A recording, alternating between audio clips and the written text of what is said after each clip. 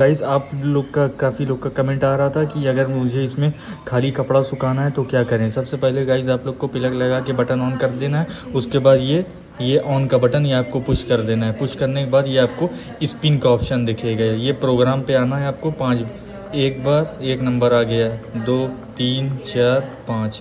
ये जैसे ही 5 नंबर आएगा खाली ये सुखाएगा। इस पर लिखा भी है स्पिन ऑनली। फिर उसके बाद जो आपको इसमें क्लॉथ डालना है ये आप क्लॉथ डाल दीजिएगा। उसके बाद ये स्टार्ट का बटन है, ये स्टार्ट का बटन आप क्लिक कर दीजिएगा। फिर उसके बाद आप देखेंगे थोड़ी देर बाद हमारी वॉशिंग मशीन जो है ये चलने लगेगी और ये बहुत ही अच्छा कपड़ा सुखा देगी। सुखाने के बाद मैं आप लोग को दिखाता हूँ कैसे ये होता है। गाइस ये देख सकते हैं मैंने सूखने वाला ओनली स्पिन लगाया था। ये देखिए सूख गया है कपड़ा। Like comment share subscribe channel.